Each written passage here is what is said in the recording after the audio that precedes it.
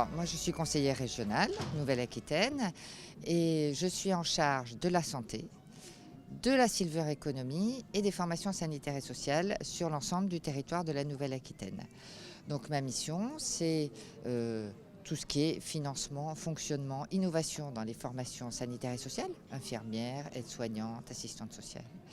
Et puis, c'est d'appuyer les questions de santé, que ce soit dans le domaine de l'appui aux entreprises de santé, de la recherche et de l'innovation, mais aussi de tout ce qui est aménagement du territoire. Comment faire pour que sur tous les territoires de la Nouvelle-Aquitaine, et Dieu sait s'ils sont variés et grands, tout le monde a accès aux soins, tout le monde a accès à des professionnels de santé et des professionnels de santé qui peuvent travailler dans des bonnes conditions avec des outils modernes, innovants, qui permettent de bien prendre en charge les gens. Il nous semble que c'est important que les questions de santé, les questions de l'avenir de la santé, soient débattues avec des professionnels, mais aussi avec les usagers, mais aussi avec les entreprises, mais aussi avec les collectivités. C'est des enjeux majeurs et on voit bien que c'est une des premières préoccupations des Français maintenant.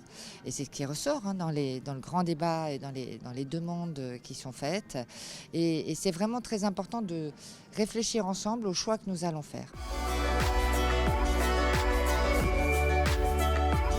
Nous organisons cet après-midi un débat sur la question des perturbateurs endocriniens. C'est encore une question qui commence à être très étudiée, sur lesquelles la région finance des recherches, et il y en a un peu partout, mais c'est une question dont on voit bien qu'elle est mal appréhendée, qu'il y a certainement des enjeux très forts que pour l'instant nous ne connaissons pas. Comment est-ce qu'on est prudent vis-à-vis de ces perturbateurs endocriniens? Comment est-ce qu'on les reconnaît? Qu'est-ce qu'on fait? Et je pense que la région va s'engager davantage dans cette question de vivre sans perturbateurs endocriniens le plus possible.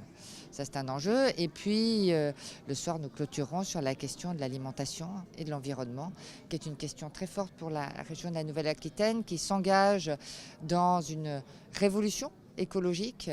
Voilà, donc il y a beaucoup d'enjeux cet après-midi, mais encore une fois, je pense que ce qui est important, c'est qu'ici, c'est un lieu où on va en débattre ensemble et pas simplement catégorie par catégorie, puisque la santé, finalement, ça nous concerne tous.